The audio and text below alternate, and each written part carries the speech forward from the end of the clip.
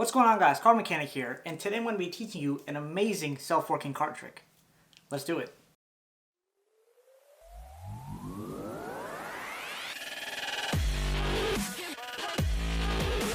Now check this out. We'll start off having the spectator shuffle the deck. And for this case, let's say we have 3 different spectators. So I'll have the spectator select a value from ace to king and select 3 different cards of that suit. So let's just say we're going to pick 3 kings. So this one, and this one. So we have king of diamonds, king of hearts, and king of spades. Of course, me as a performer, I have no idea what they picked.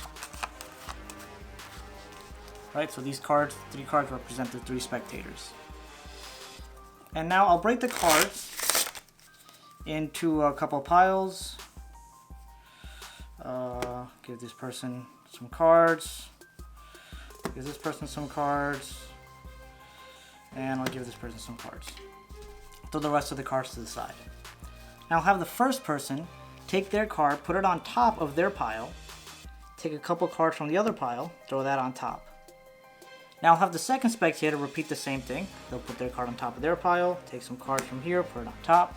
And the last spectator will take their card, put it on top of their pile, and I'll throw the rest of these cards on top. Okay, so now we have the cards lost completely randomly somewhere in the deck. And then I'll also give the deck a few cuts, just to make sure there's nothing crazy going on. And now we'll begin splitting the deck into 2 separate piles. And if at any point any of the spectators see their card, they automatically win, and they get to take home the cards or $10,000 or whatever prize they want to take. So as of yet, no cards have been spotted, and we've gone through about half the deck. So this is some good news right here. We'll repeat the same process. Now, of course, this is a very long process that some people just have to bear through. There we go. Alright, so what? We're about 3/4 of the way down with the deck and still making some very good progress. My process. Boom. Alright, we're down to 6 cards. Here we go. Here we go. Boom. Boom. Boom. Now there are 3 cards remaining. And those 3 cards are the spectators' cards. The 3 kings. Alright, so breaking this down. We have the 3 kings here, and of course these could be any card. The reason why I like using cards of the same value is because if you have 3 spectators, it's easier to remember, and especially if you have 1 spectator, it's a lot easier to remember. So these 3 cards represent the 3 spectators, and of course these could be any values that you want. They don't have to be kings, aces, just go crazy. Right? So now you're going to tell the spectator that they're each going to get a pile, and you want to make sure that they realize that it's their pile, and they're not going to be, the cards aren't going to be combined later on. Right? So you just want to tell the spectator they're each going to get their own pile.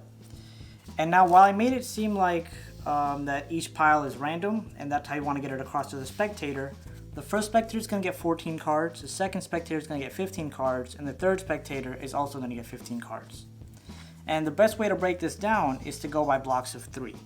So the first spectator will get 4 blocks of 3 and 1 block of 2, right? That would give us 14, because 3 times 4 is 12, plus 2 is 14. So we go 1, 2, 3, 1, 2, 3, 1, 2, 3, 1, 2, 3, 1, 2. Right? So 14 cards here. Now for the next pile, it's 15, so it's easier. We go 1, 2, 3, 1, 2, 3, 1, 2, 3, 1, 2, 3, 1, 2, 3. Boom. Then we go 1, 2, 3, 1, 2, 3, 1, 2, 3, 1, 2, 3, 1, 2, 3, and boom. You want to make sure you have 5 cards left in the end. This way you know you're doing things right. Okay, so we have 3 spectators' cards here. Now we tell the first spectator put their card on top of their pile. Take as many cards as they want from the second pile and put them on top. Pop, just like that.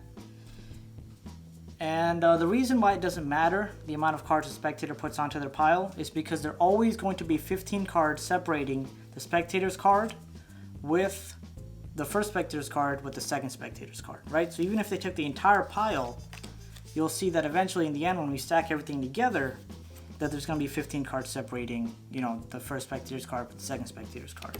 So it really doesn't matter.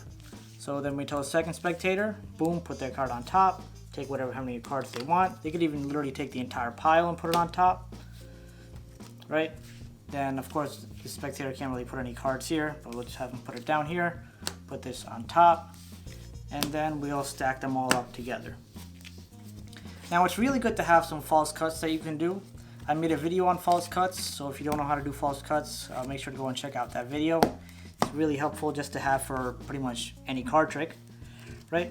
So now you have the cards in order, and from here it's practically 100% self-working. You could even give the cards to the spectator and have them split the cards like you did, right? So just to run through it one time, you go face up first, face up, down, up, down, up, down. Let me speed up this process for you guys.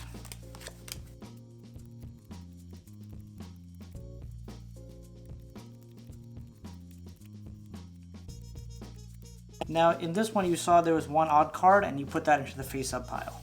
Because there are 13 cards splitting into 2 piles, there's going to be one odd card out. So boom, you put that in the face up pile. And of course, there are 6 cards left. Up, down, up, down, up, down, boom. There you go. And there are the 3 kings. Now I like to tell the spectator to keep an eye out for their card, because if they see their card, they're going to win money or they're win something.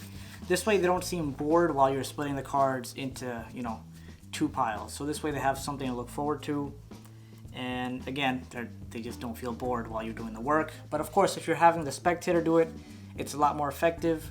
So I highly encourage you to, each iteration that you're doing it, give it to the spectator 1, then give it to spectator 2, then give it to spectator 3, and then you can finish it off yourself. Right? So that is this amazingly mind-blowing self-working card trick. So that pretty much wraps up this video. I hope you guys enjoyed it, and as always, thank you so much for watching. Make sure to go and check out my Patreon page. I'll put the link to that in the description. It's a great way to help support my page and get some cool perks while doing it. Also in the description, I have my social media links, so make sure to go check those out for all my status updates, and I will see you in the next video. Welcome to the end screen. If you liked the video, make sure to hit that like button, leave a comment down below, and subscribe, because subscribing is good. Thanks for watching.